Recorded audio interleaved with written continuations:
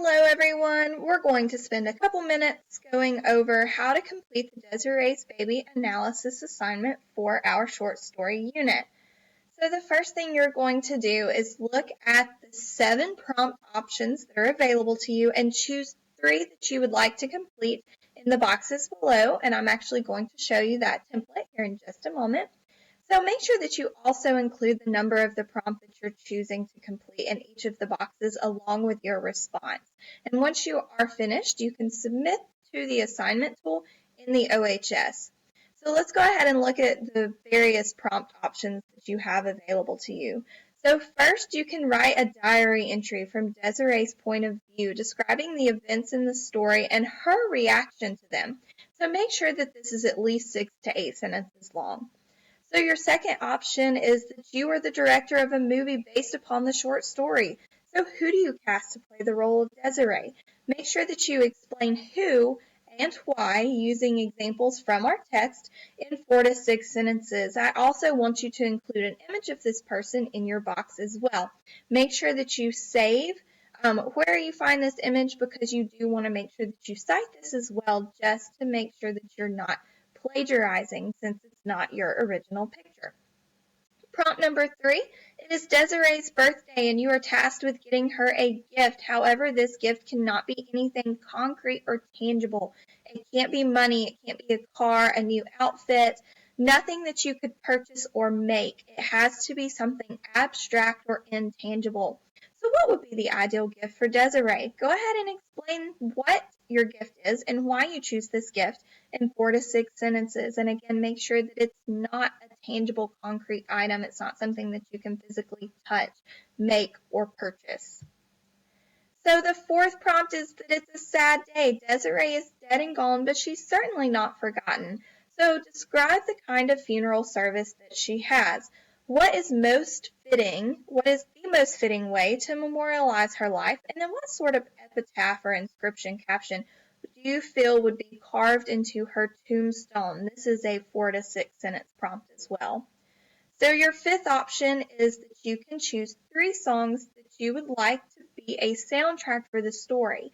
So I would like for you to include a few things. The first would be a YouTube link to each of your 3 song choices, as well as a 2 to 3 sentence explanation of why you choose each song. So this will end up being a total of 6 to 9 sentences in length.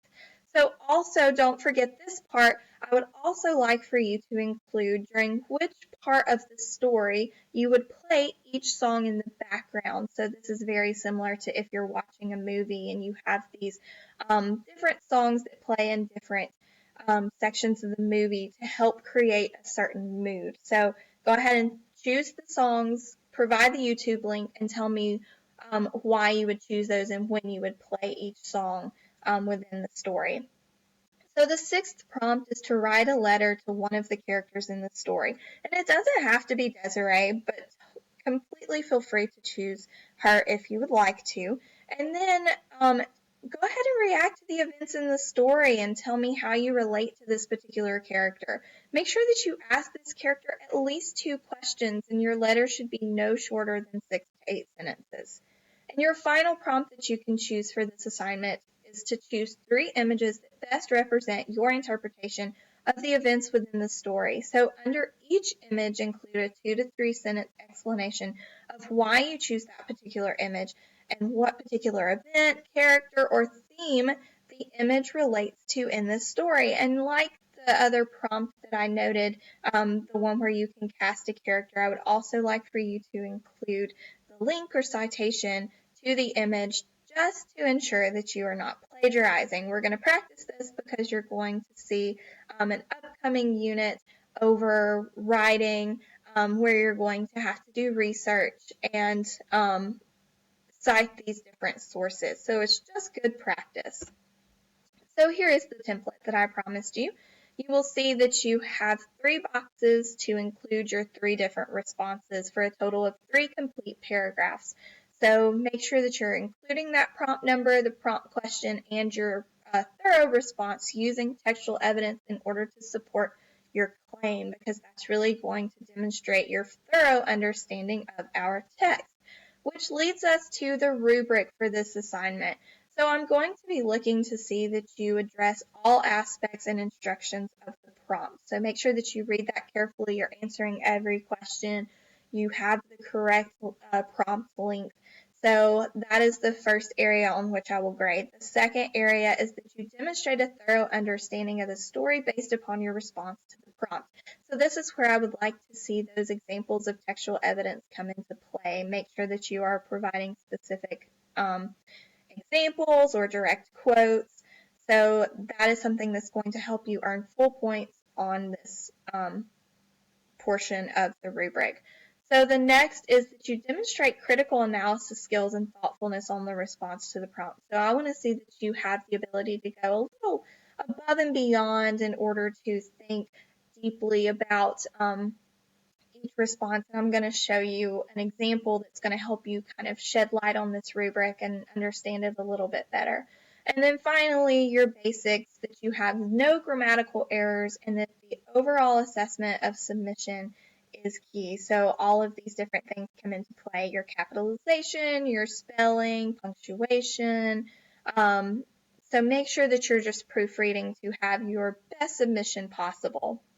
So the final thing that I am going to show you is an example. So I have the prompt listed here. You're going to write a letter to one of the characters in the story.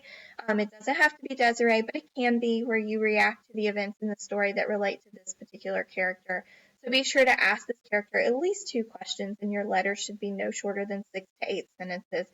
And notice that I've put the most important aspects of this prompt in green. So writing a letter to a character, asking 2 questions, and the 6 to 8 sentence length. So I have an example of this letter on the right side where you see Dear Desiree. So this is where I introduce what character I plan to write this letter to. So that's important. So you can check off that first aspect of the prompt there. I can't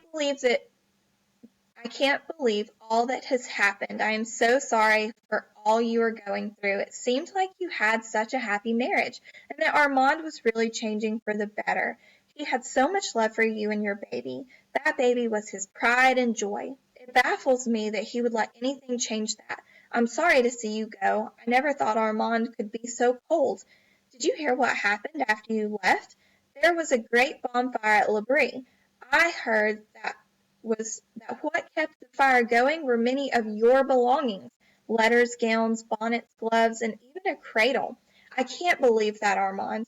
Through the chatter of the neighbors, I heard something unbelievable. Did you know Armand's mother? It seems that she wasn't completely white. This means that Armand isn't white either. He must feel horrible. He sent you away because of the shame he thought you brought into his home and upon his name. But in reality, it was he who brought the shame. However, I still think it was a good thing that you left. You do not deserve to be with someone like that, and neither does your baby. I hope you are doing much better now and would like to hear from you. Please write me back sincerely, and then your name would be placed at the end. So notice that I have some text in blue, and this text is just examples from the short story Desiree's Baby that's going to demonstrate your thorough understanding of the text, because you note specific examples from the story within your letter. Also, you can see that there are 2 questions, the first being about asking if Desiree heard what happened after she left her home, and then the second being about Armand's mother. So we have obviously met that prompt as well. And then finally, this is obviously at least 6 to 8 sentences in length. So it looks like we have covered all aspects of the prompt.